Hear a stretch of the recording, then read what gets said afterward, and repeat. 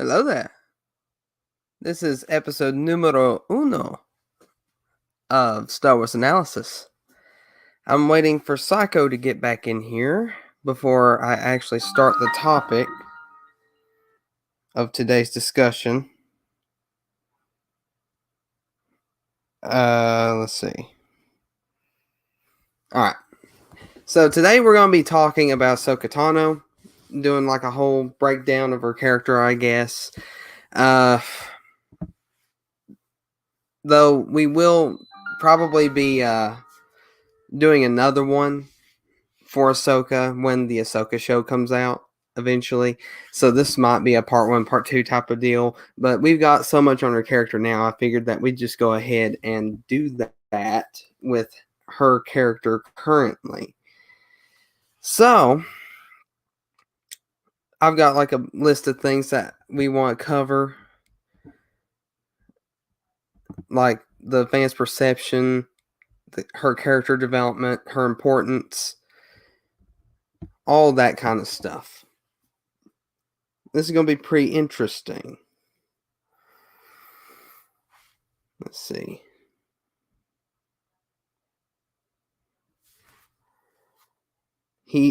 Psycho's going to be joining us once he gets his thing fixed. It's sort of giving him issues at the moment. So I'm just going to say hi to everybody that's watching. It's wonderful to be doing this on a Tuesday. I just love doing live streams.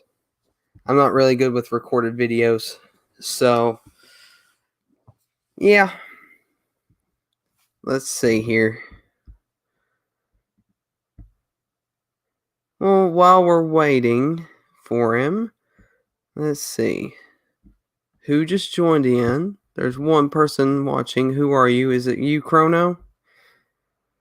I have a feeling it's you. And let's see. No luck yet. Okay, so I'm not sure where to go with this. I did not plan on any technical issues. But I'm just going to go ahead and talk about why I want to do Ahsoka first. Ahsoka is a really good character. Probably one of the best ones in Star Wars. And it's really interesting because she was, well, I don't want to go too much into this because these are all parts of the live stream later on, but she was hated, and now she's like one of the most loved characters in the entire universe of Star Wars. And there's multiple reasons for that, and that's stuff that we'll go over. And, let's see. Hello there, Chrono. Nice to see you. Psycho will be back eventually, whenever he gets it fixed. For some reason, it's not working on his end. Let's see.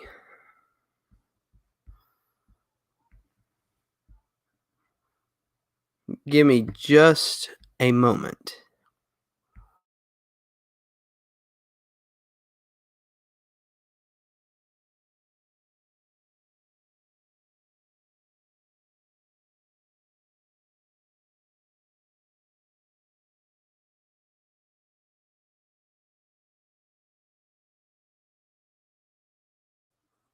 There we go. Things are working, I think. Can you hear me? I hear you. Wow, we're here together. I hear you, but do you hear me? I do. I feel like the Verizon guy. Can you hear me now? All right. So today we're going to be talking about Ahsoka's character arc, which I didn't really know what I was getting into when I agreed to that because I was like, oh yeah, Ahsoka, that'd be cool. And I didn't realize how all-encompassing her arc is, like the whole series of the Clone Wars. Plus, there's just a lot of material to cover. So, doing research for this topic, it was a little more difficult than I thought it was going to be, and I ended up not having as much time as I wanted. So we are going off mainly the good old memory for this one. Oh yeah. Hey, as much as I've watched the Clone Wars, like I can probably I think I'll do pretty good with this, and I'd say you will too. But before we start, we're going to roll the intro.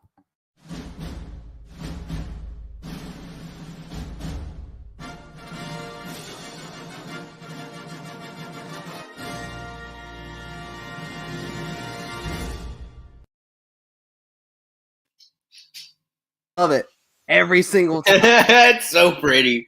I can't help but love it. I didn't get an outro like I said I was going to. I've been looking and I've not been able to find one that works yet. So I will eventually.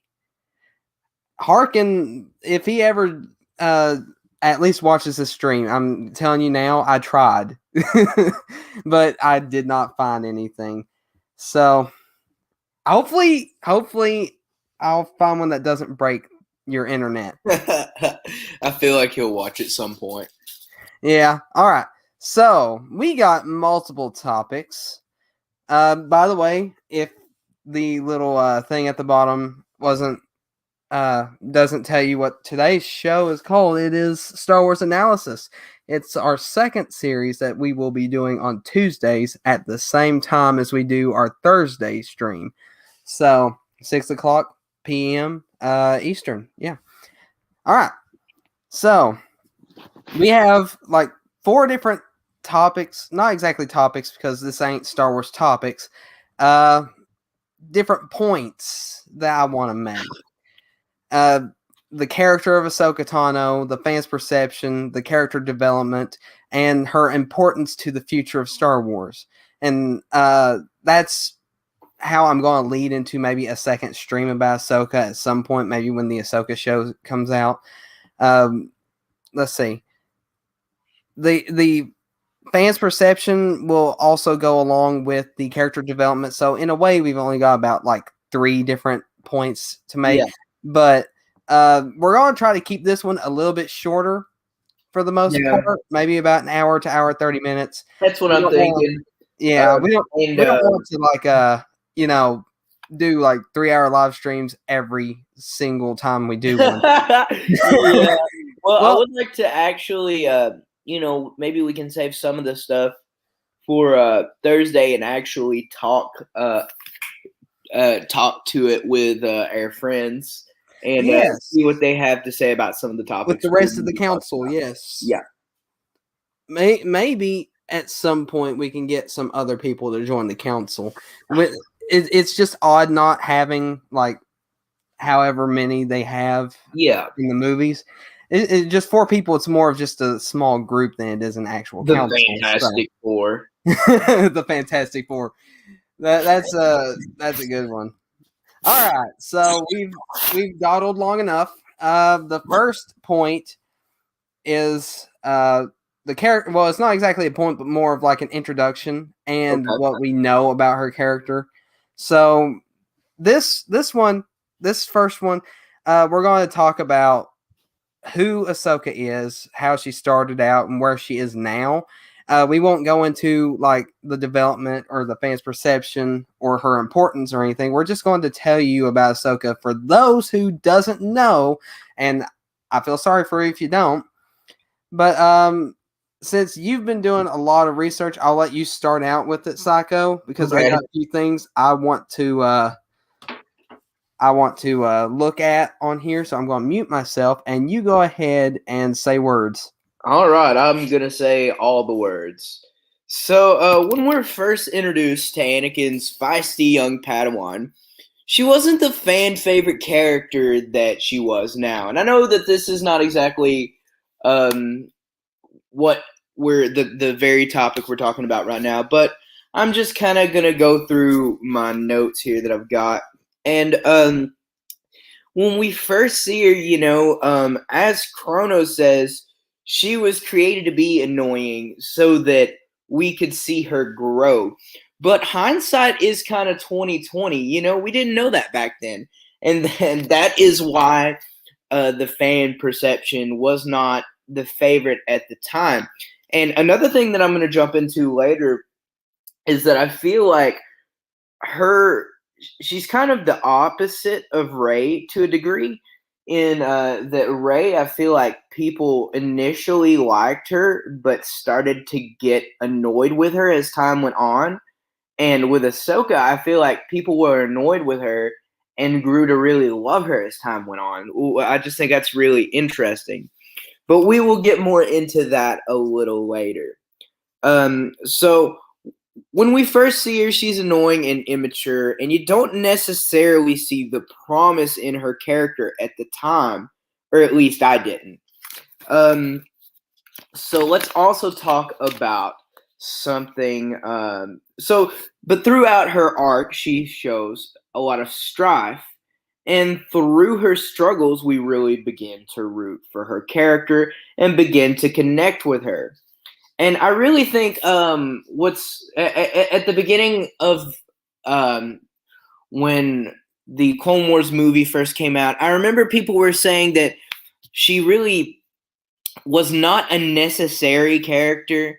Like they were like, why is it necessary to give Anakin a Padawan? Like she doesn't add anything. She's just an annoying character. But she really does add something to the story, even without being mentioned offhand in or explicitly in the prequel movies, because she's a transitional character for Anakin. Because there's a question that we have, I think, or at least that I have, going from Attack of the Clones to Revenge of the Sith, which is that how does Anakin go from this hasty or angsty, like immature Padawan to this like distinguished and respected Jedi? And of course, he still had his flaws, but you could tell that he's just kind of on a different level. He's in a different mindset in Revenge of the Sith than he was in Attack of the Clones. And some time has passed, of course, but the question we have of obviously is what happened in that time, and that's what the Clone Wars series and movie serves to tell us. So I think that a lot of people assume that his growth as a character in the gap between films had to do with Padme, and of course she had something to do with it. But I also think that Ahsoka had a lot to do with it as well. And Chrono says that he noticed that a lot of people didn't like her when she was introduced, but he was always a fan and never really found her to be annoying. And it's really something else that's really interesting about Ahsoka, which kind of ties into this point, is that she was kind of like, I was younger when the Clone Wars came out, so she didn't really annoy me as bad as she annoyed other people. And I think that that's because I was probably in the sort of age that it was meant to kind of relate to, and because of that, I feel like as I grew, Ahsoka's character grew with me. So it never felt like her character was something that I outgrew and couldn't relate to, but I actually felt like my relationship with her character has deepened, and my understanding of her character has deepened over time. So let's see. So let's talk about similarities between her and Anakin, which I think this is really, really interesting because and there's a quote where Anakin says, "You would have never made it as Obi-Wan's Padawan, but you might make it. You just might make it as mine." And it's she shares a lot of the same similarities as he does. She kind of has the same attitude.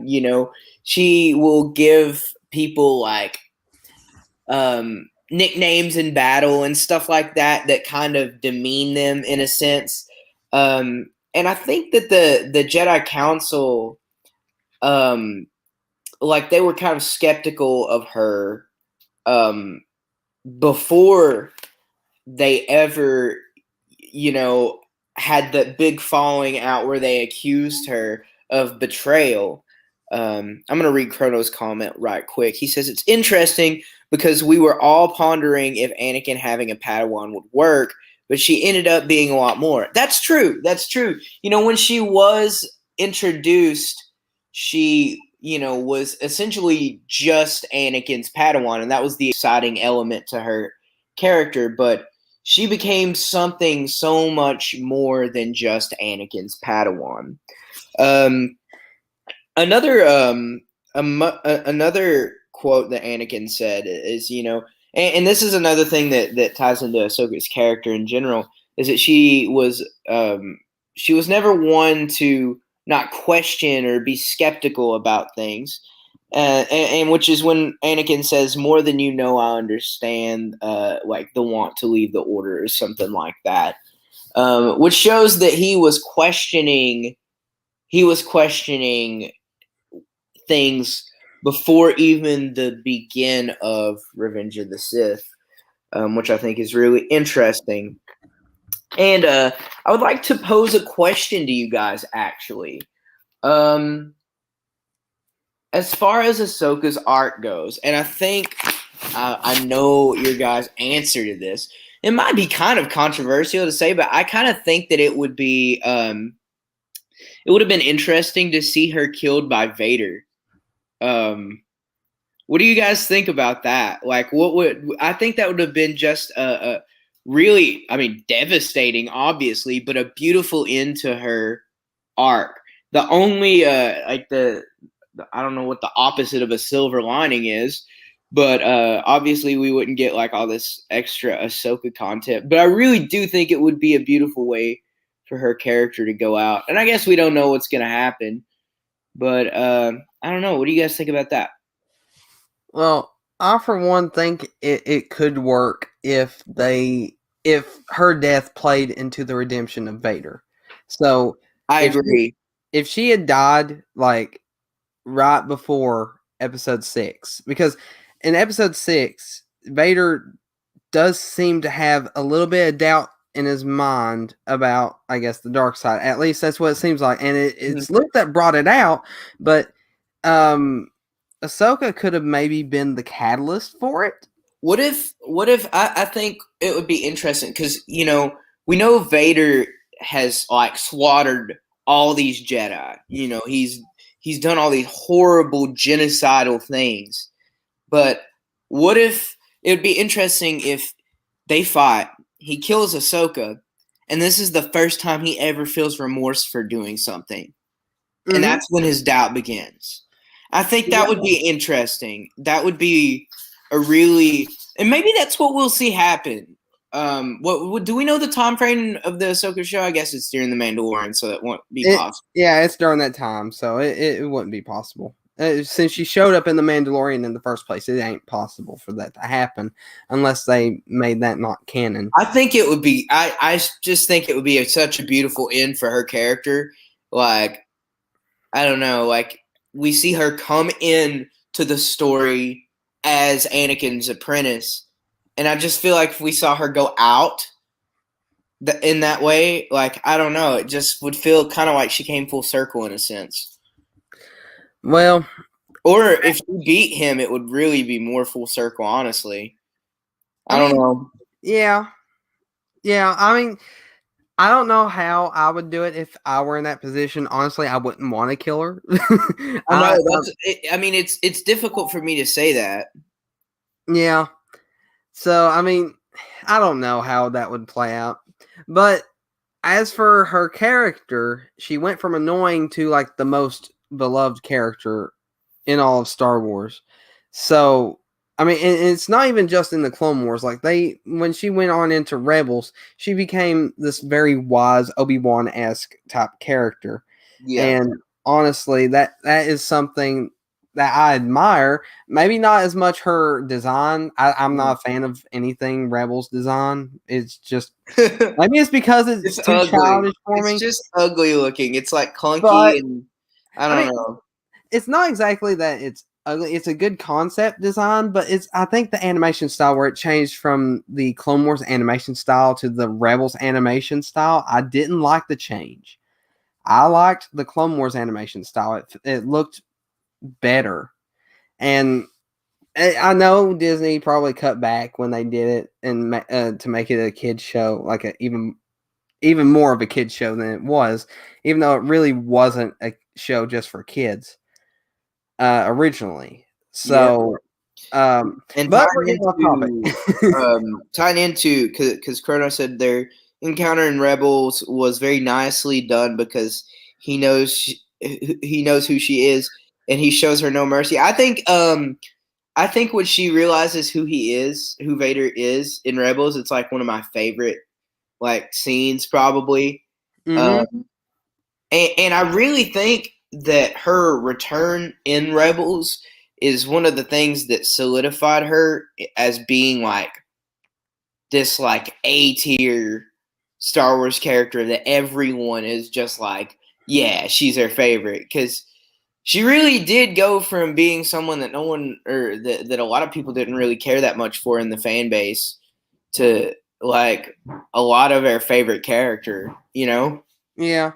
I mean, I sort of disagree. I think in the Clone Wars is when that happened. Like near the ending of the Clone Wars, like right before she left the Order. But when she left the Order, that's what really hurt people. Yeah, I could agree with that actually.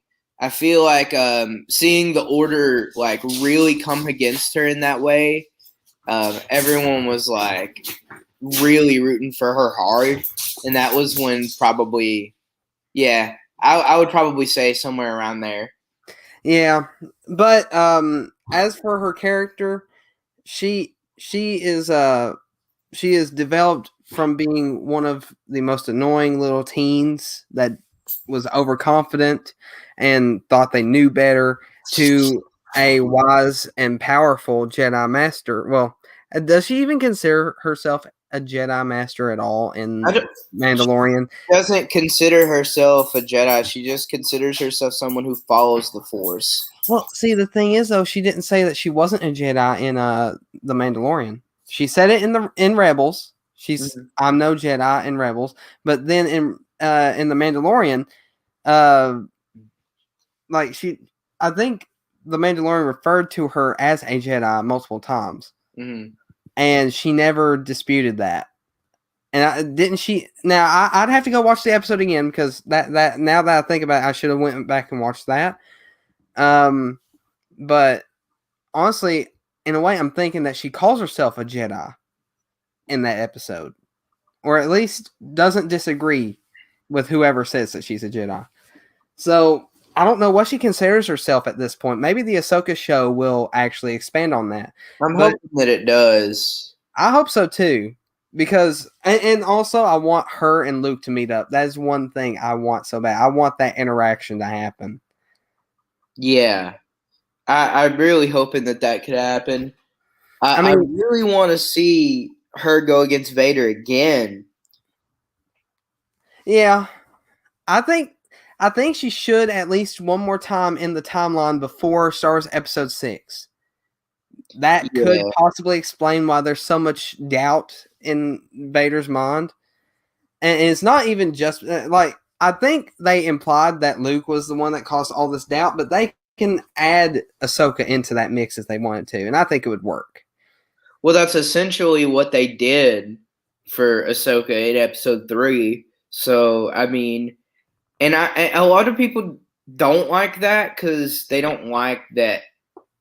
I guess that she isn't explicitly referenced in the film itself. Mm-hmm. But for me, it deepens my interest and my love for it because I'm like, oh, there's something so much more substantive here than the actual film itself. Like there's even Mm-hmm. more depth than that, you know.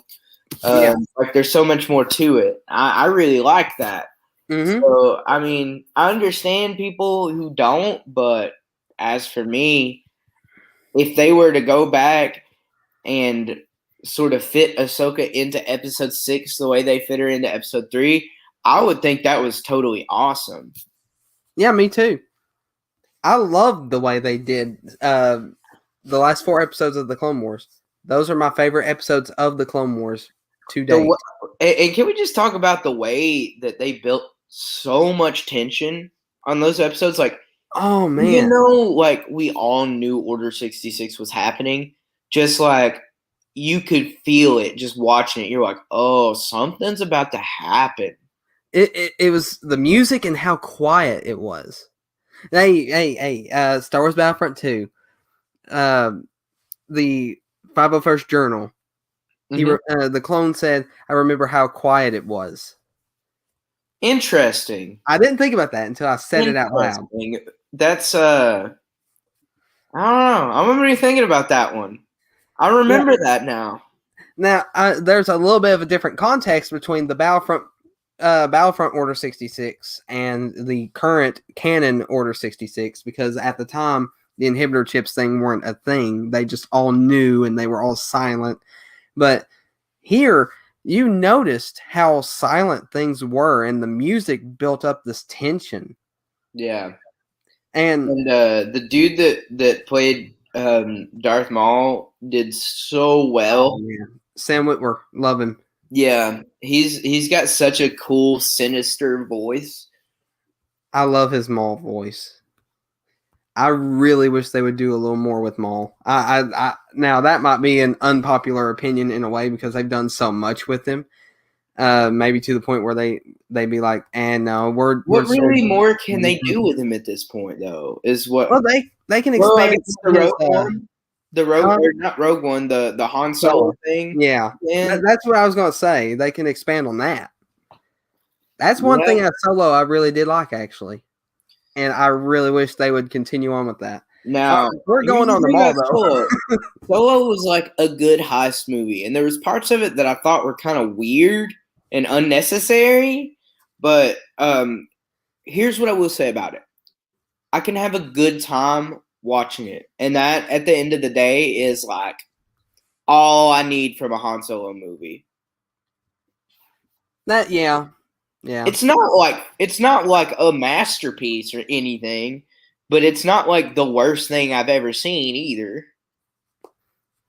I liked the last half of the movie way better than the first half. But I'm going to stop us there because we are getting into Han Solo and Ahsoka. We're getting so off topic, but I love it so I'm going to read Chrono's comment here. She didn't dispute it because it serves her for them to think she is a Jedi. So, I mean, yeah, that's...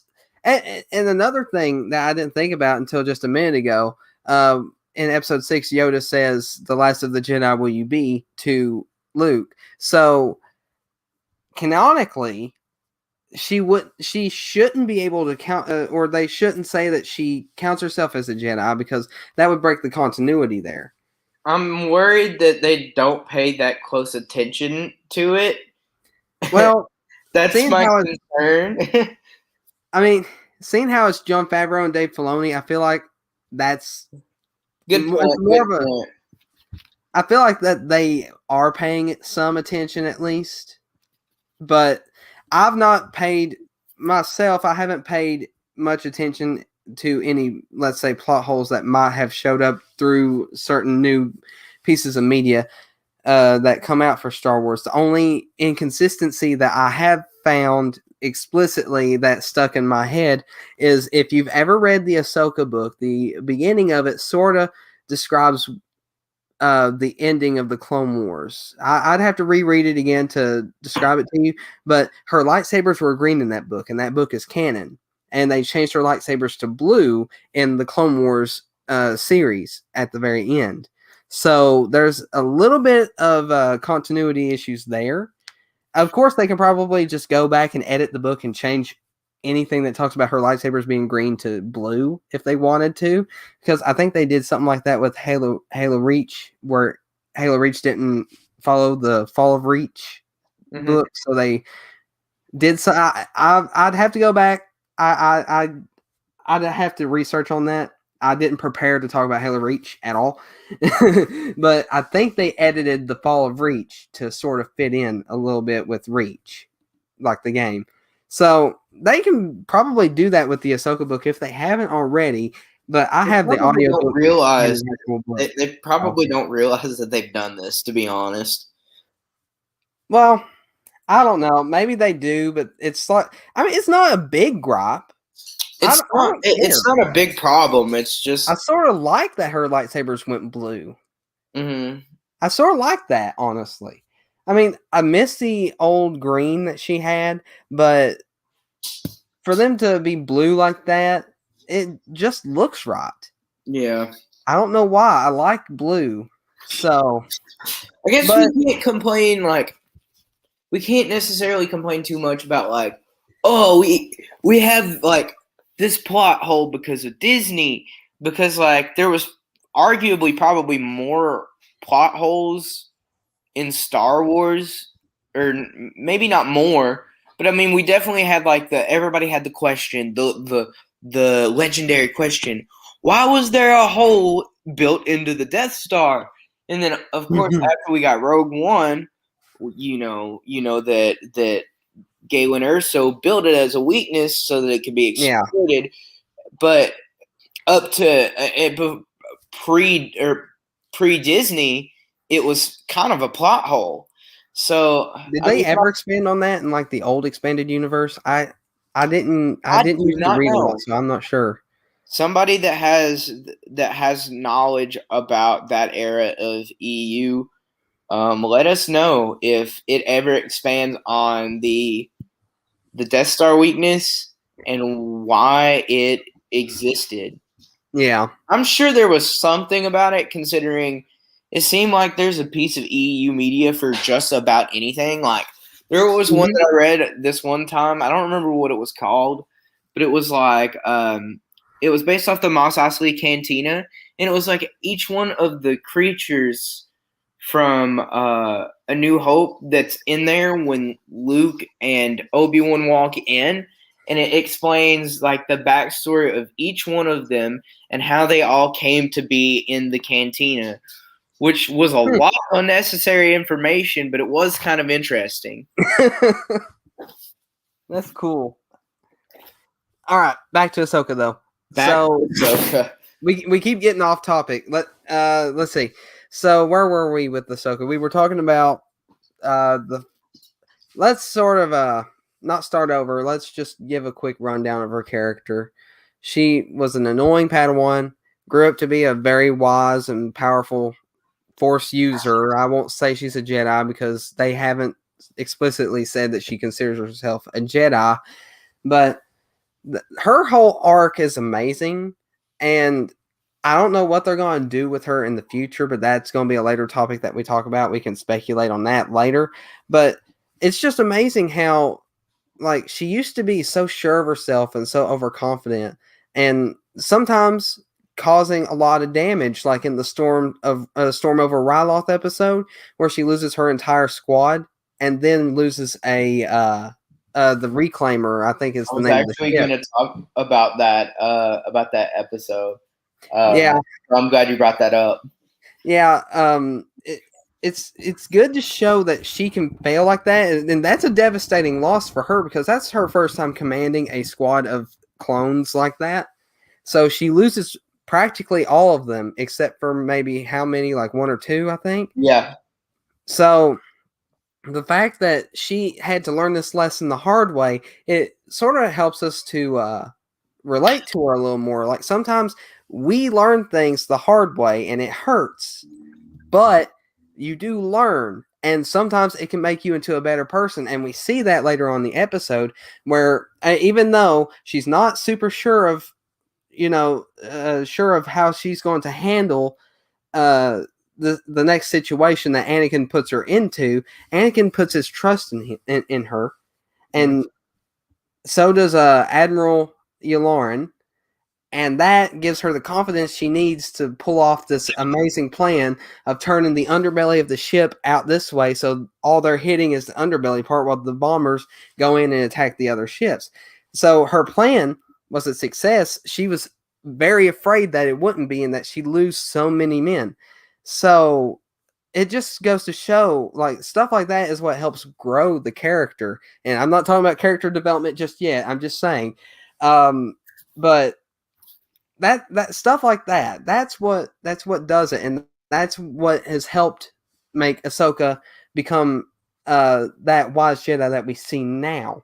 So, and as for maybe like something a little further on, episodes like the Lost Padawan, I think that's what it was, Padawan Lost. You know, that little arc where she's captured by the Trandoshans and ends up on that island being hunted. That's another character development arc where she is forced to, do things on her own. I'm not going to go into that. We can go into that later once we discuss a couple other things. But I'm just trying to talk about how she has went from being annoying to beloved. So stuff like that. And now that we see her in The Mandalorian, who she's like insane crazy, like not actually crazy. Crazy. She's not crazy. She is strong. She is and now I mean with the Ahsoka show coming out soon, I don't know how soon, but when that comes out, it'll be awesome to see how powerful she really, really is. We only got a snippet of it in The Mandalorian. Snips of it. Snips. That was unplanned.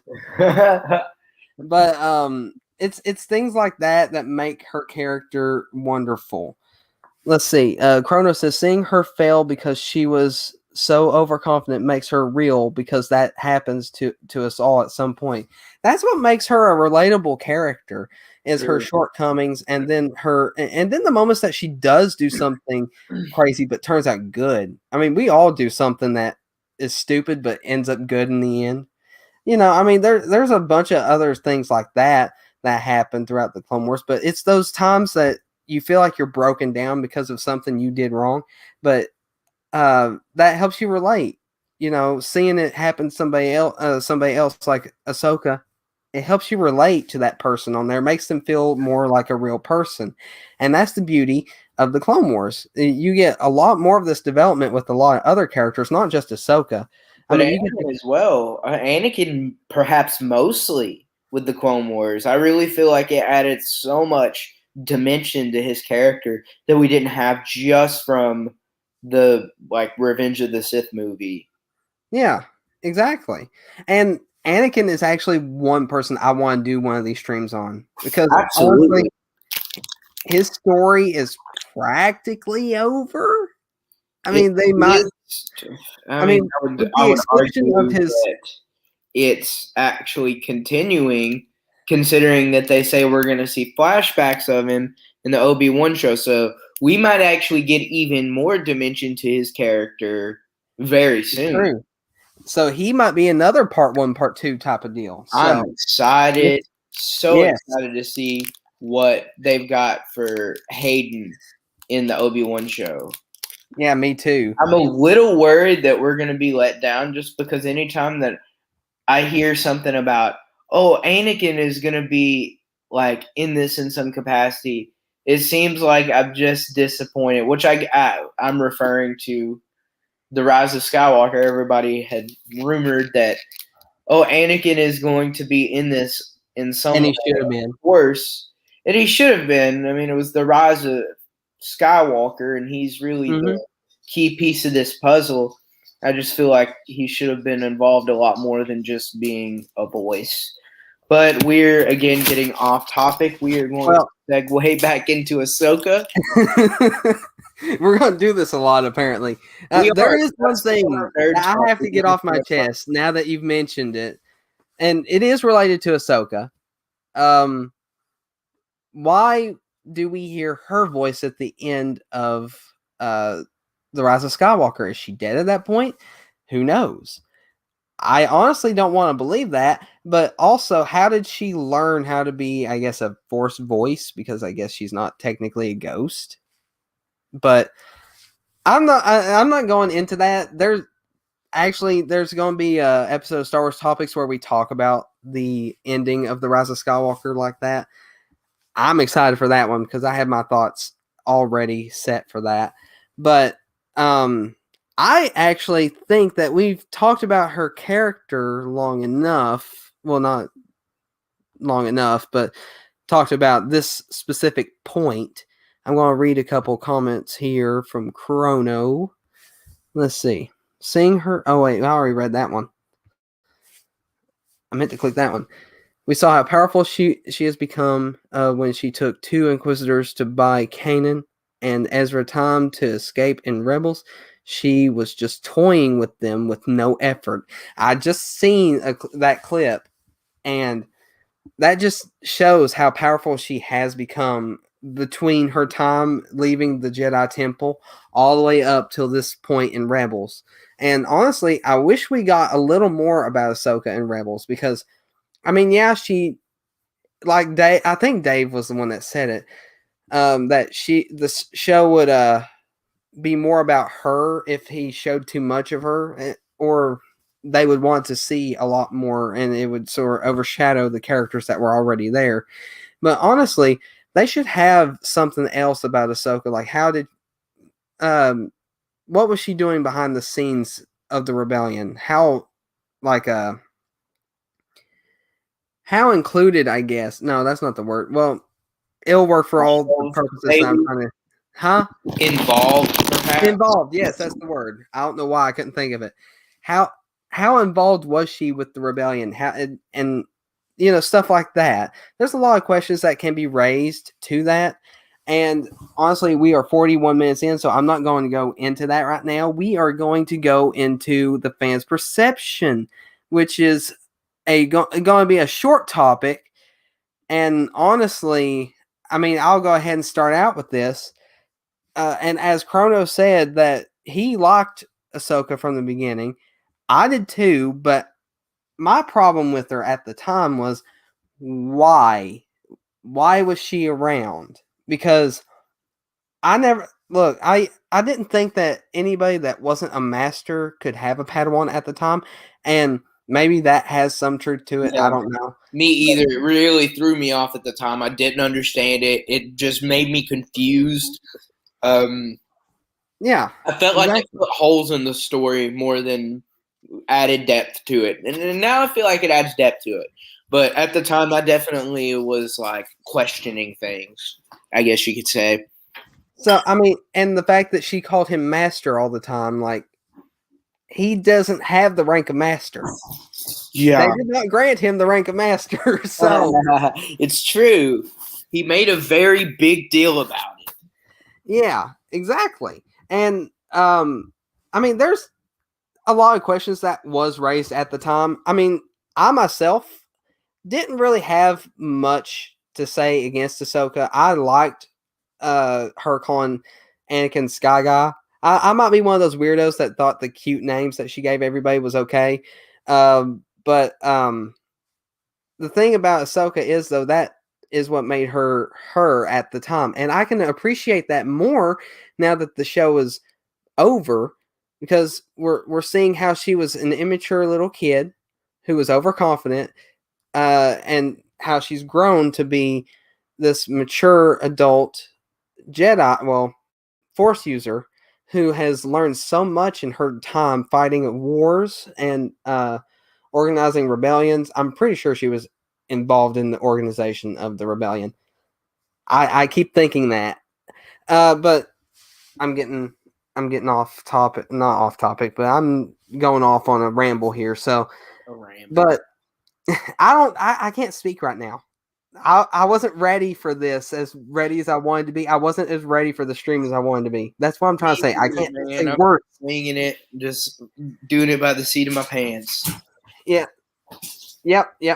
Okay, so as far as the perception goes, it is thanks to the awesome character development that we got in like the entirety of the Clone Wars, Rebels, and which there wasn't really much to do in Rebels except develop her more mature character, make her seem a little more mature than she was before, show how she has grown. But they didn't really show her that much, so they didn't develop her character a bunch. But all the way up till Mandalorian as well, like she wasn't too much different in the Mandalorian than she was in Rebels. She was more of a Rebels type of Ahsoka, but she had more of like a I don't know. There's a little bit of difference, but I can't really place my finger on it at the moment. Maybe it'll come to me later. But it's because of the fans' perception in the end that we have her in having her own show soon.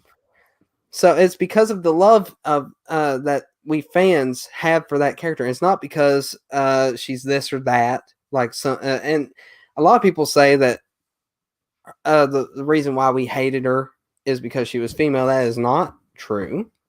I mean, why would we love her so much if that was the case? Why would we change our mind and not for Rey? And that's the whole thing. It's not about their gender or anything like that. I think It's about is the perfect example of why Star Wars fans don't hate characters because they're females. Because, I mean, if you ask any Star Wars fan their top 5, there's a good chance Ahsoka's probably going to be in it. oh yeah, exactly. I mean, she's like my number one Jedi spot besides Obi-Wan. it's Ahsoka, Obi-Wan, then Anakin for me. And don't get me wrong, I love Anakin. Anakin's my favorite. I love his, like, I think his story is like Shakespearean. Like I really think that it's like a masterpiece. Let's see. One of the reasons I gave Rebels a chance was because Filoni did this interview with a T-shirt that said "Ahsoka lives." That is true. I've seen that shirt. I wish I had a shirt like that. I don't know if they ever sold that or if that was just a one-off thing just for him. But if that was just a one-off thing just for him, dang it, I really wish I had one. But that shirt gave me hope for the rest of Rebels because after that second, in which the last 2 episodes of season 2 of Rebels are my favorite because of that Ahsoka, like, you know, the involvement of Ahsoka there. Those are my favorite episodes in all of Rebels. I love it.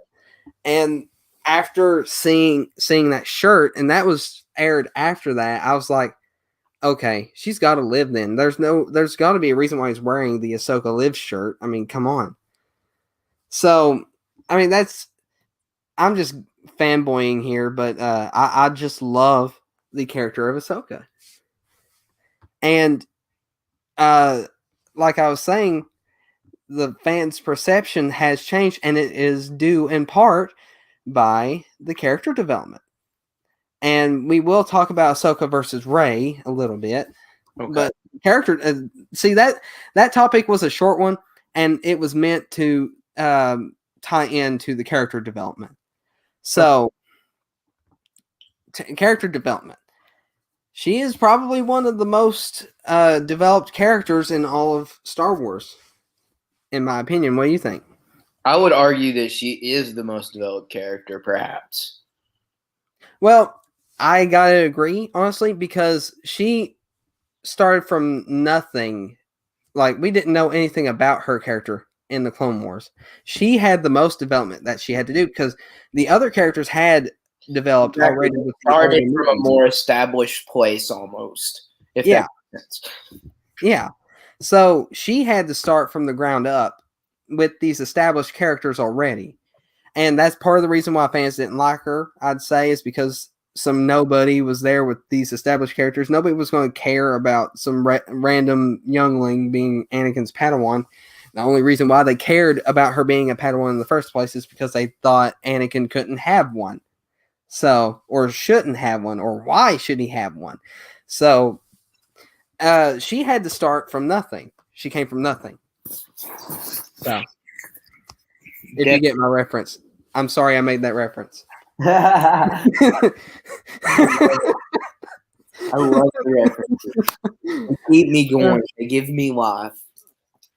I know it. That's why I do it. But she came from nothing, and now she is something.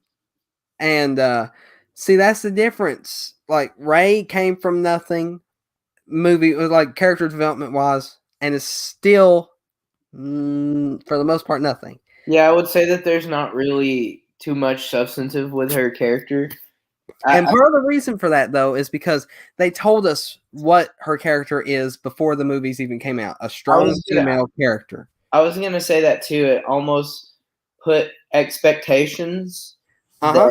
that she was going to that there was going to be something more substantive to her character than there was.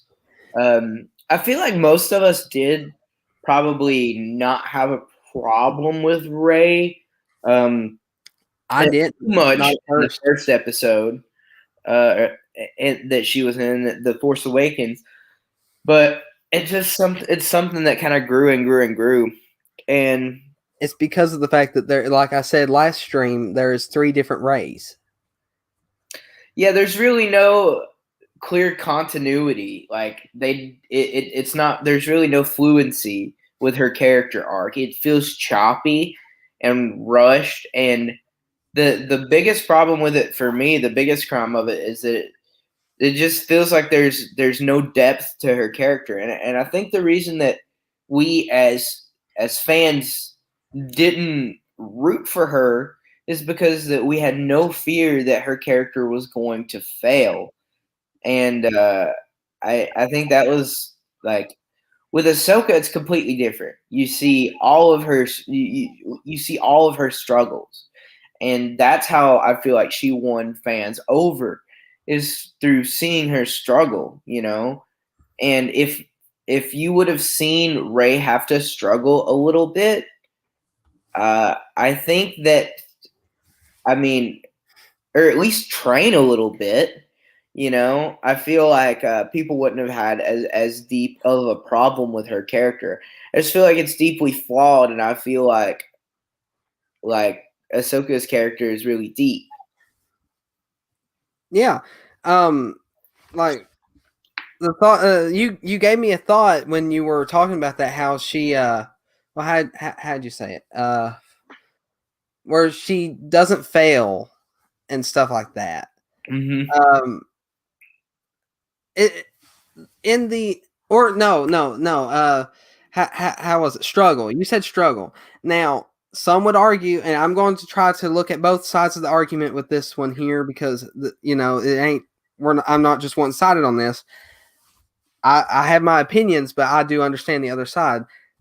They could say her struggle was with the dark side in the last movie, where she was struggling with her hate and all that stuff. But on the other hand, though, that's in one movie, first of all. And second of all, um, like they reveal that she's a Palpatine, so it I guess runs in her blood. So is it really like her Struggle. Yeah, I mean, I don't know how to work. I don't know how to say it.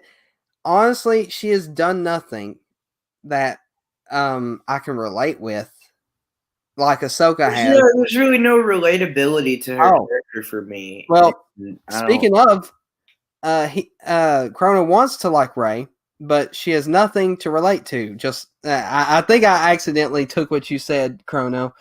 This time I'm stealing from comments instead of them stealing from me. She is just there to be cool, to be the cool heroine, which is not bad, but it's hollow, and Star Wars characters were never that. And that is true. See, the thing is, like, as far as I don't think I've ever really hated a Star Wars character until the sequel trilogy. I didn't used to like Jar Jar too much, but he has grown on me a lot. He has really grown on me. I would miss him if he wasn't there, and that's sort of weird. And especially for those that He holds the whole prequel trilogy in his dark, evil Sith hands. I think that's what keeps people really liking Jar Jar is the fact that he could be a Sith Lord, and we're just waiting for that day they announce that. Here's the thing: if George said it, then I Disney's not gonna ever acknowledge it. Probably Not. They would probably try to stray away from Jar Jar as much as possible. That's or true. The prequels, for that matter. Like, under Lucas owns like Star Wars is the only way I could ever see them saying that that's canon. Now I heard that was the original plan, and that's where this whole theory came from. But that's just a theory. I could totally see. Here's the thing about George. he writes really great stories, and sometimes he doesn't necessarily always execute his ideas the way that they are in his head.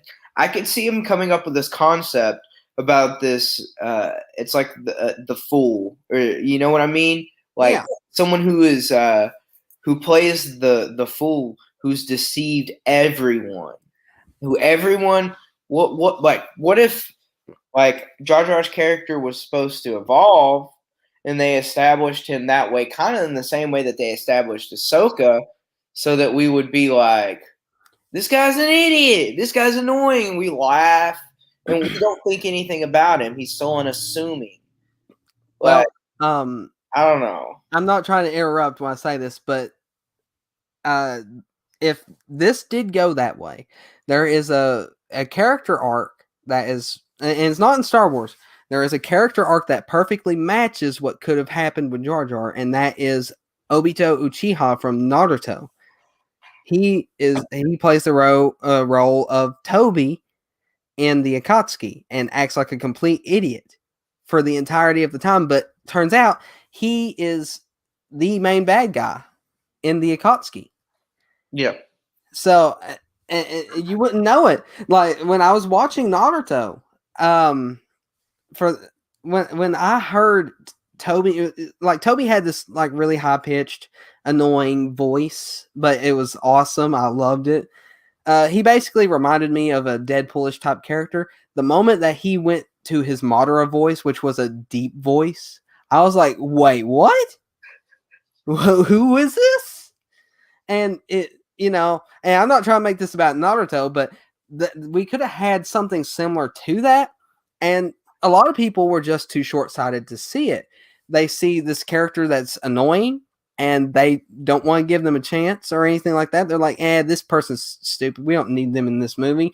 But they don't see that there could be potential in these types of things. And they just go based off of what they see at first, and which is probably why. And I know there are some mistakes, maybe a lot, in the prequels, but that could have possibly been avoided if people wouldn't get so outraged over everything so easily. Yeah, I think the fan base really shot ourselves in the foot over the whole Jar Jar situation. We probably could have had something a lot more interesting had had there not been such a loud public outcry. I mean, there is like little bits of proof, albeit sort of reaching, but it is somewhat proof that he could have been a Sith. And honestly, I thought I'd have to go back and research that. This isn't about Jar Jar, but this is we're going way off topic. But wait, where were we? I don't even know, man. Where were we before? Oh, character development with Rey, and okay, so we went off topic. I'm going to finish up what I said about Jar Jar. He could have been this big Sith Lord dude that, or at least maybe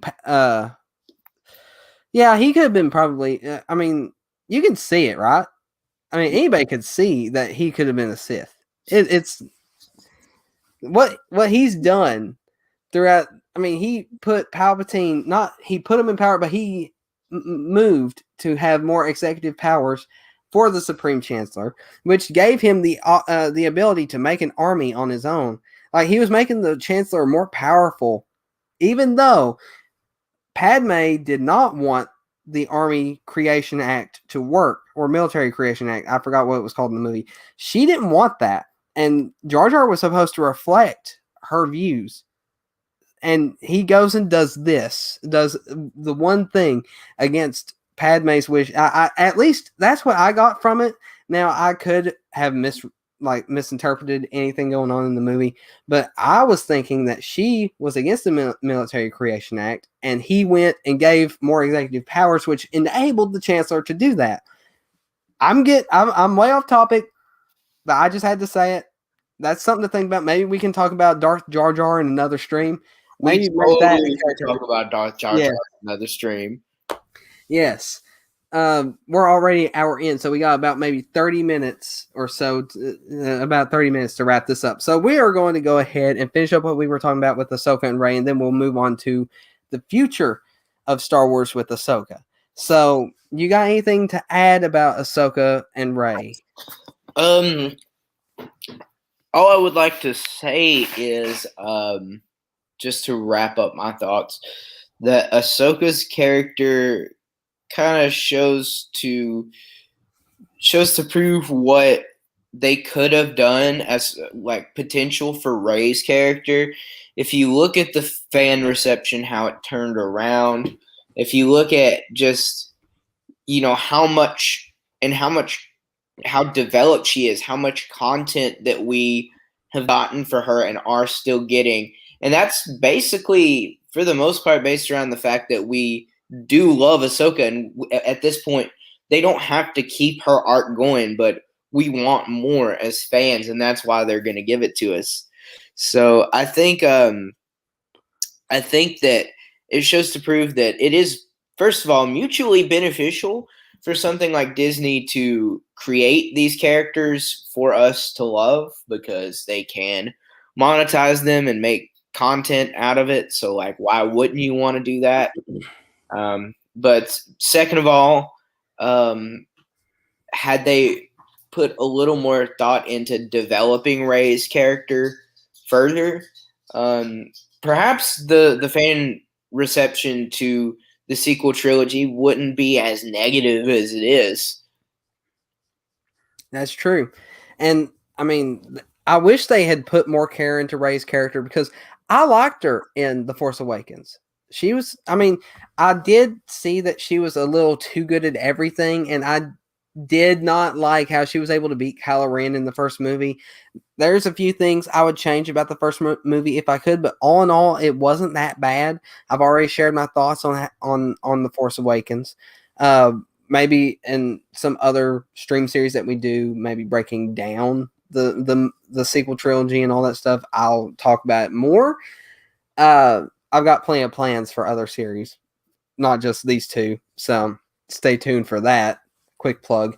But the thing is, if they had developed which you got given, and she's she's the main character of a trilogy.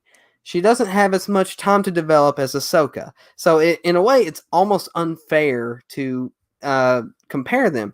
But at the same time, there are movie franchises that do like development in movies better than Star Wars did. So I'd have to do, and I'll think about this for maybe another Star Wars topic stream. Maybe Rey versus a specific movie character in from a different franchise, Like a because fight to the death. maybe. That's very interesting to see. No, listen. Here's the difficult thing. Any character versus Rey is probably gonna die, because she's kind of like she's almost like a Superman type character. It's like she doesn't really have many weaknesses to exploit. It doesn't seem like. True enough, and that's the problem. If you don't have weaknesses, then nobody's going to be able to relate with you because everybody's got a weakness. I mean, yeah. Chrono is right. Luke had only one movie, and he was well developed. I thought of that after I got done talking about it, but I didn't want to backpedal on that at the time. But you're right. Luke is a perfect example. But as far as female characters go, because I want to compare female to female, so it'll serve my point if we do that.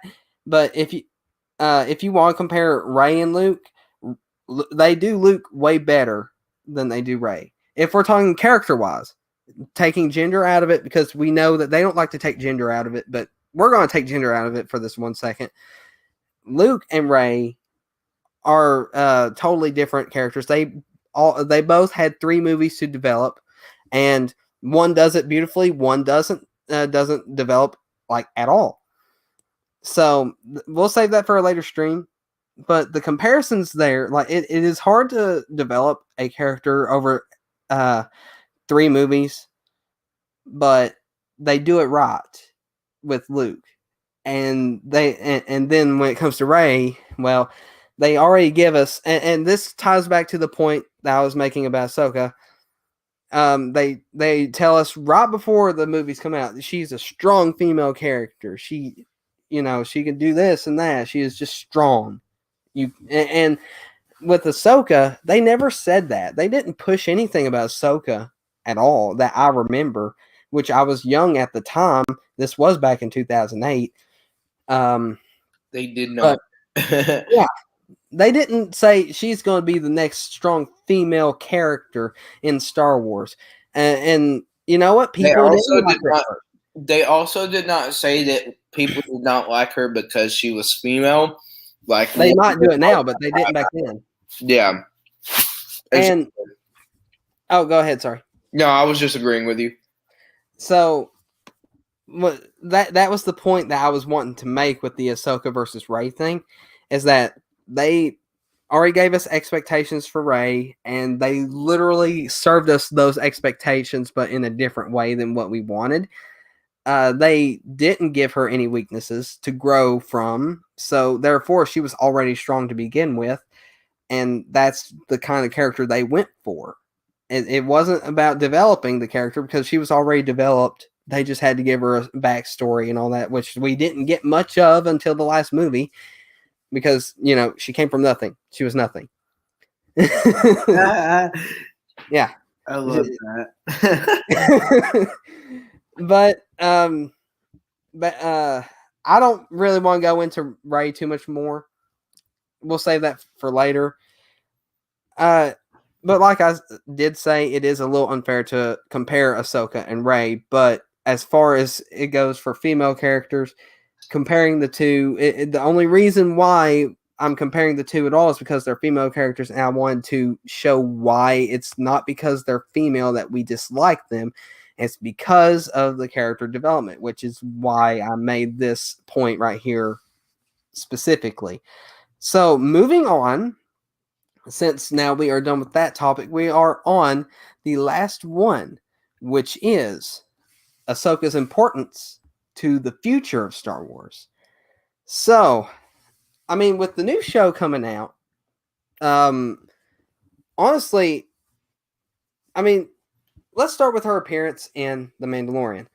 She mentions Thrawn, and this also could tie into Ezra's importance because honestly, I think this ties in with Ezra as well. But we're going to stick with Ahsoka for the moment. Maybe we can talk about Ezra later on. But she is going around looking for Thrawn. So I don't know if Thrawn and Ezra are in the same area still together. I don't know. Maybe they've been camping out together this entire time. But Ahsoka's looking for him. I don't know why she was Ahsoka the White and then became Ahsoka the Black in The Mandalorian, but I don't get the white robe thing in Rebels. That's so weird. She had this weird staff, and then in The Mandalorian, she's like this different, like black suit Ahsoka, black tunic. I don't know what you call it. I think it's a Jedi tunic thing. I'm getting off topic, but the future. Like, I speculate that Thrawn is going to be some major villain trying to bring the Empire back. And she is probably going to help form not the Resistance, because the Resistance is already formed. Not the New Republic. That's what I'm trying to say. Not the The New Republic. But maybe she has some part in forming the Resistance. But then again, I wish they would stray away from that stuff a little bit, because honestly, what are they resisting? Someone tell me. Okay, so quick little thing. I won't stay on this one too long, but I've only watched one episode of Star Wars Resistance. I can't stand the show. I literally cringed the entire time watching the first episode, and I literally almost died. Like, I was already setting up my funeral. I was calling places, I had a coffin ordered, all that, I was telling them to write on my gravestone, died from watching Star Wars. But Resistance, I'm really talking bad about that show. It's terrible. But okay, I'm not going to go too far. They did raise a really interesting point in that show, or surprisingly so, at least what I've seen. And it is that the New Republic, or a lot of people in the New Republic, considered the Resistance to be a radical rebellion type of group who are chasing a ghost. Now, that could explain some things, but they ended up being right about the Empire trying to come back, unfortunately. So, but that's like a lot of people in the canon Star Wars are probably thinking, what are they resisting? And maybe I don't know how they're going to go into this. Maybe Ahsoka helped form the Resistance. Maybe she learned about the First Order's rise. Maybe Thrawn has something to do with the rise of the First Order. So, I mean, you never know. And maybe he has something to do with Snoke and all that stuff. Maybe we'll see something about that. If they're going to go that route, and I hope they don't, because I don't really want them to tie in the sequel trilogy with this new stuff. Yeah. But it's inevitable that they will, unfortunately. They probably will, honestly. I feel like they are, in a way, going to want to save face and turn things around. And if they can reverse any of the things, any of people's perceptions about why it's not good. Yeah. I mean, I will say that the Clone Wars made the prequels that much better for some people. That's true. It Maybe did for me. Being the optimist that I am, I mean, even if I'm not a fan of the direction, maybe they can make the sequel trilogy better, like that era better. Unfortunately, I mean, it'll be hard to do that, but there are certain aspects of it that they can probably make likable, and they might give us a lot more depth to a lot of that stuff. But there's a few other points I want to make about this as well, but I want to stick with the First Order for just a second, and the sequel trilogy. I mean, yeah, the ending of the sequel trilogy is sort of poo, but you know, what are you gonna do? They ain't gonna change it. They ain't gonna make it not canon or anything like that. But honestly, I mean, there is maybe a way they can. And this sort of ties into that now that I think about it. There is maybe possibly a way. And a lot of people have talked about it that I've seen. And if you noticed in the title is like, you know, the Veil of the Force. I'm trying to tie these points together. You know the Veil of the Force? Mm-hmm. In Rebels? Okay. So I guess the style of the Ahsoka title logo thing, it was in the style of the Veil of the Force look, you know. It sort of gave you like a Veil of the Force vibes when you looked at it. It just had that look to it. So maybe she's going to have something to do with the Veil of the Force. Maybe they can change around some things that happened in the sequel trilogy. That way, doubtfully though, I really doubt that, especially with the way things are going now. I don't think that's going to happen. But you know, you can always speculate what they can possibly do. And honestly, like, I'm not excited for anything that relates to the sequel trilogy right now, but you know what? I'm always willing to try. I was really willing to like The Last Jedi. I watched it multiple times to try to get myself to like it because I really wanted to like it. I even bought it in 4K. I bought it digitally as well on my Xbox. I really wanted to like it so badly, but the more I watched it, the more I hated it and wished I didn't buy the movie twice or go see the movie in the first place. I will say when I first watched it, I was okay with it. I thought it was sort of funny, but then I've watched it more than once, and I'm like, okay, I can't take this anymore. But I'm getting off topic on that. But it's that's why I don't want it to tie in.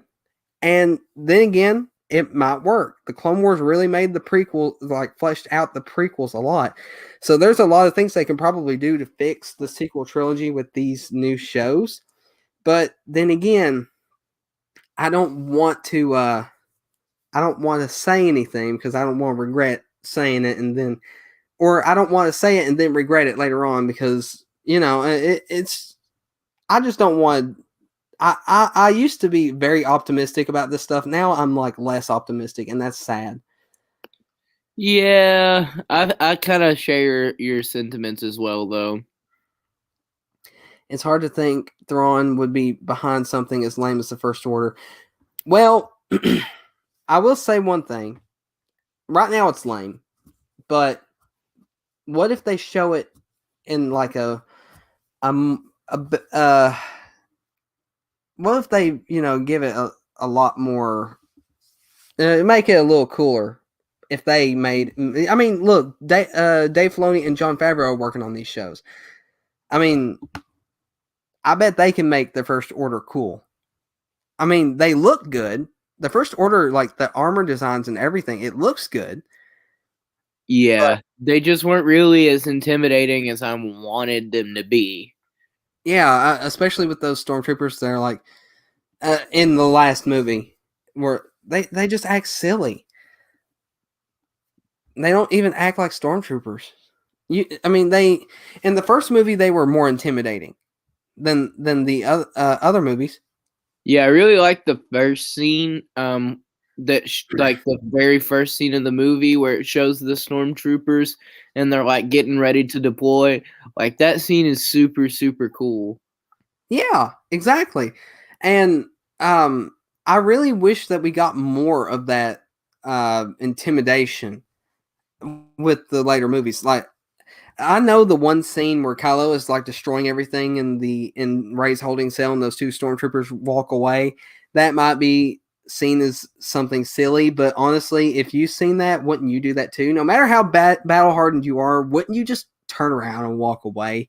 I find that to be funny. I thought that was actually a funny one. But Yeah, I like agree.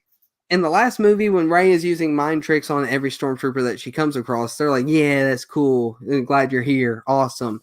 They didn't talk like stormtroopers. They just talk like some random dudes that decided they wanted to volunteer for something. I Yeah, mean, it they was didn't. kind of dumb. Yeah. Okay. Back to Ahsoka. Do you have any thoughts about her importance to the future of Star Wars? I would say that as far as the future of Star Wars goes, Ahsoka is one of the reasons that I'm most excited for the future of Star Wars because, you know, I don't really know how much promise there is for like another Star Wars film or anything like that, or even one at that I would enjoy.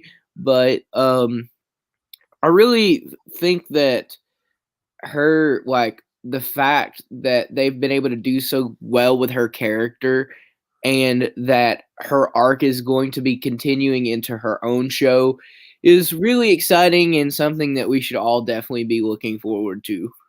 Oh yeah, exactly. I mean, why would they give her her own show if she wasn't going to be important to the future of Star Wars in the first place? I mean, Exactly, exactly. And the I think that her arc is going to hopefully intertwine with Anakin's more than it does so far.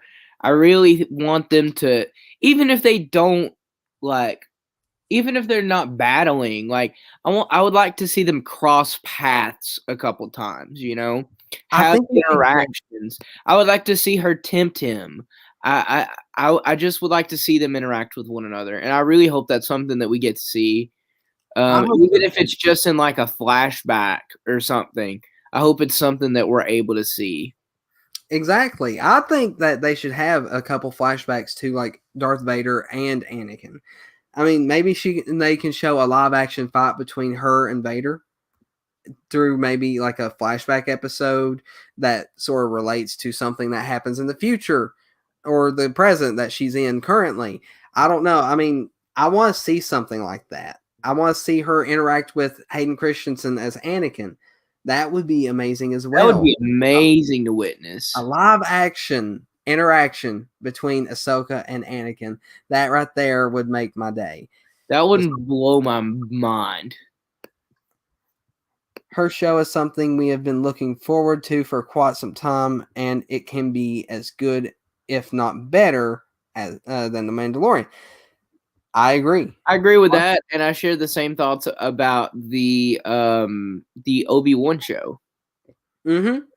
I'm hoping that they don't ruin any of these shows. Like, I have a feeling they're going to ruin The Mandalorian at this point. I mean, they already fired Gina Carano, and a lot of people are either angry or happy about that. I don't know how to gauge how many people actually don't like her firing. Besides the surveys that I've seen online and all that stuff, which have always been like pro Gina Carano, but as far as like that's going to really mess with the show a little bit. And it's not only messed with The Mandalorian, but it's also messed with Rangers of the New Republic. So if they don't do anything like that with either of those two shows, because those two shows, Ahsoka and Kenobi, I think they're going to call it Kenobi, or is it just Obi-Wan Kenobi? I don't know. I think they're calling it Kenobi. Well, Ahsoka and Kenobi, if they don't ruin those two shows by, like, let's say, firing a certain actor for this or that, or even like doing some dramatic change to a character that's already established that nobody's going to like that change, because they've done some pretty dumb stuff with They Star Wars. have. And honestly, if they want Star Wars to succeed, they do not need to mess, especially with Ahsoka. I mean, Obi-Wan, we won't get to see too much of him. I think, what, we get in like 6 episodes or 8? Or something like that. I think it's like a one-off series. It ain't going to have any other seasons. So you might be right. That's what I thought. Maybe I'm thinking about the Ahsoka show. Maybe they're both doing it. I don't know. I know that Falcon and the Winter Soldier is doing that. They're only going 6 episodes. And honestly, from what little I've seen of it, and by the way, I do not have Disney Plus, so you'll figure out how you'll have to figure out how I'm watching this stuff. But they're only doing 6 episodes, and I love Falcon and the Winter Soldier, what I've seen of it. So in a way, I wish there was more, but I like what they're doing with it. So I mean, if they might end up doing that with Kenobi and Ahsoka as well, but honestly, I think Ahsoka will have more than one season. But it's already signed on for more than one season? It is? I was asking. I have no idea. Have no idea. I would like to know. I'm going to look it up right quick. Okay. But as for her importance, she could be very important to like how the Resistance was formed if they want to go that route. Not only that, but maybe Luke, maybe she has something to do with Luke and the new Jedi Temple and training all these younglings that end up getting killed by another Skywalker, which ends up to being Ben, I guess. I mean, he's not technically he's got Skywalker blood. He's a Solo, but he's got, you know what I'm saying. Yeah. Youngling killing comes with that name, apparently.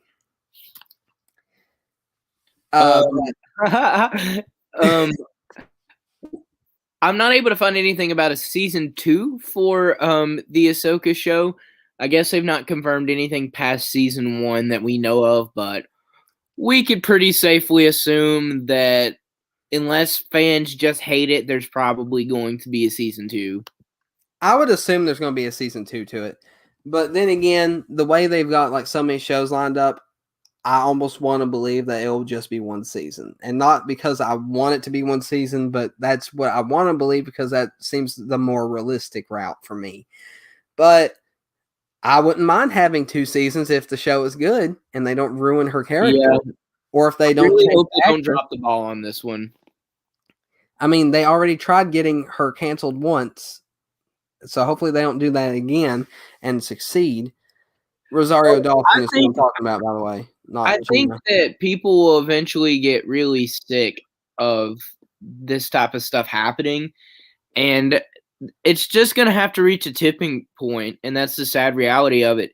Because I feel like once it reaches a tipping point, people are going to be like, nah, we're not okay with this anymore. Because we've already seen certain instances of, like, this happening. And like at first, when people first started getting canceled, nobody really was saying anything. But now, the more and more that happens, people are like, "Oh, we're getting kind of sick of this." So I feel like there, even if they do keep canceling people and it keeps affecting Star Wars in some way or another, at some point people are going to say something about it. Or at least I hope so. There's going to be literally no Star Wars fans left if they keep doing stuff like that. Yeah, that's true. Like the only people that are going to be there to even talk about Star Wars are the people that are making Star Wars terrible. Yeah. And I mean, the only reason why I say that is because I seen a tweet on Twitter a little while ago when I was looking, talking about how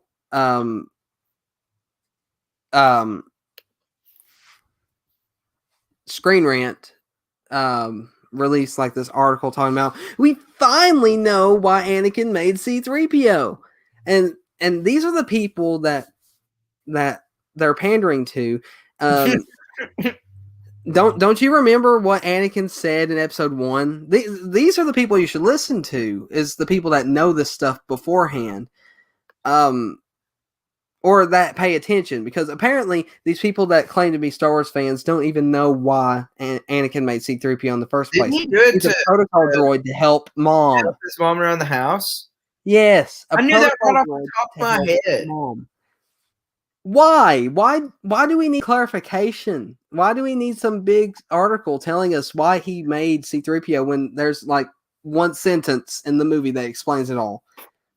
Yeah, that's ridiculous. Why do they act like this is groundbreaking? It is not groundbreaking. No, it's not at all. That's kind of dumb. It's stuff like that. That and there was another tweet I seen. Some guy was complaining about how one of Bad Batch's members, I think it was the sniper dude. What was his name? I do not remember. How do I not? I just read it a little while ago, and my mind is drawn a blank. Chrono, tell me. You know everything. Tell me what's his name. What's his name? Tell Drop me. knowledge on us. Yep. The all-knowing Chrono in the comments here. He's concocting an answer right now.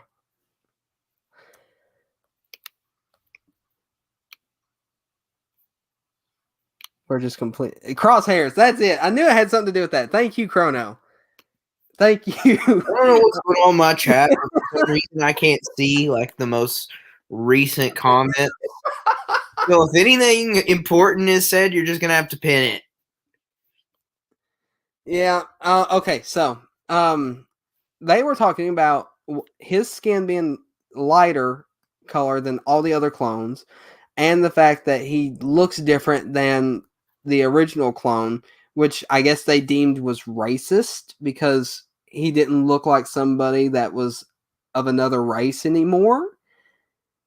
I mean, because we know Tamora Morrison, the template of all the clones, isn't a white dude. So they're complaining that they lightened his skin and made him look different than the original man. But he still doesn't look white to me. He doesn't look white to me, but he's got a lighter skin color than the rest of them. I think they were just trying to kind of, I don't know, make him look a little different. In the name, Bad Batch. They're a bad batch. You know what happens when you have a bad batch of something? Like, let's say, a bad batch of cookies or a bad batch of whatever. They look deformed.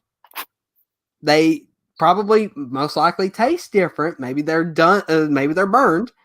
Maybe they're not cooked enough. I mean, there's a reason why they're called a Bad Batch. Yeah, and all the Bad Batch clones kind of look different, honestly, now that you mention it. Yeah, all of them do. I mean, just look at Wrecker and Hunter. I think his name is Hunter. Am I right? Chrono, am I right? Is it Hunter? What about, can we talk about the dude that's literally Snake from Metal Gear Solid? Yeah, that's who I'm talking about. That bothers me so much. Like, I was like, okay, so it's literally just Snake from Metal Gear Solid. Oh, okay. I think his name is Hunter. Chrono knows. Is his name Hunter? You better tell me, Chrono. I'm gonna look it up. No, Chrono will have it faster than you. I hurry, Chrono. Do it before Psycho does. Perfect. Prove me right. Was it? Did you say it? Yeah, it is. It is Hunter. Yes. Dang it, Chrono, you failed me. Why? It's okay, Chrono. I'll forgive you. He was just undercooked. See, that's why I made that little comment about him being about cookies and stuff like that. They're either burnt, undercooked, or they come out completely deformed. He was just undercooked. That's why he's lighter than the rest of them. Oh my god, that's amazing. The person that made that stupid tweet are the people they're listening to. They're not even Star Wars fans. They may act like they're Star Wars fans, but they don't. Thank you, Chrono. Yeah, he's totally Snake, and yes, he is Hunter. Thank you, Chrono. Come on, guys, just think for yourselves. Be a part of what I like to call the rational revolution. Just second guess the things that people say. That's all I can really say. Yeah, don't make everything about race or skin tone or whatever or gender. Who cares? It's Just not live about your that. life. At the end of the day, just live your life. That's Yeah. Don't get worried about other people. Just live your life. Does my skin tone affect how you live your life? No, it shouldn't. I mean, that's the problem with the fans or supposed fans doing air quotations right now. Fans that they are listening to think. That's how they think.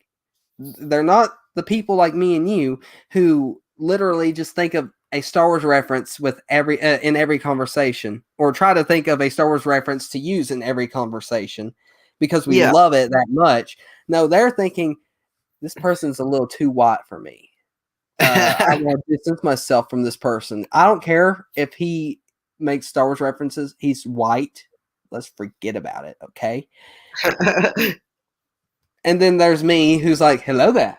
With every time I greet somebody, I'm not joking. I greet It's everyone. true. He literally says it in every conversation. Yes, I will make references in every single conversation if I can. I mean, that's just me. I love it. Me too. Me too. And that's why we care so much. And people need to understand that the reason that we care so much is because this is something that means a lot to us, and we want to see it in cared for properly. Yeah.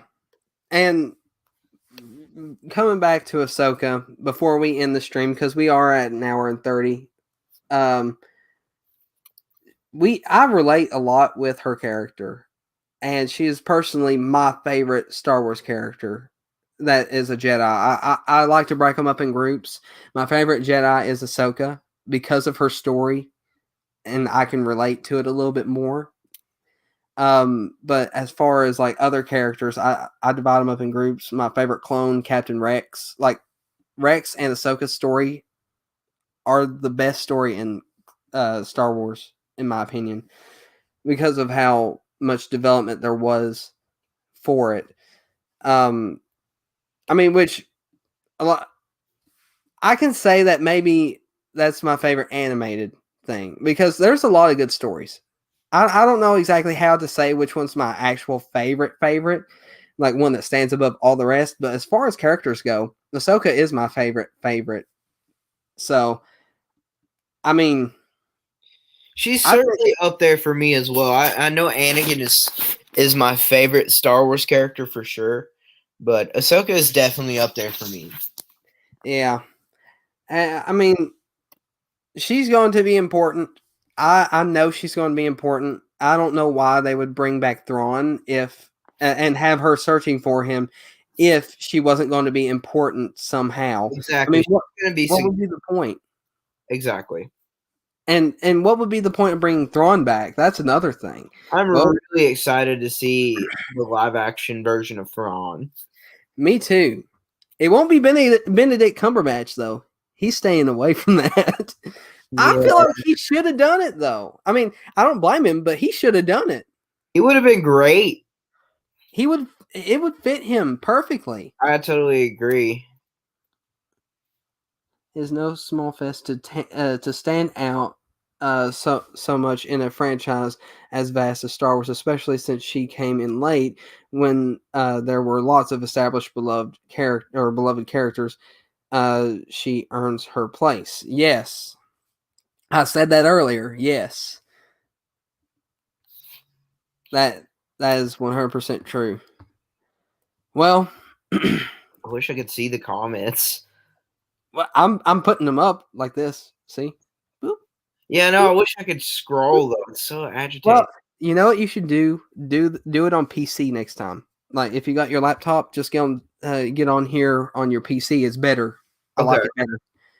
I did it through my phone the first time, and that might have been the reason partly why it didn't do so good.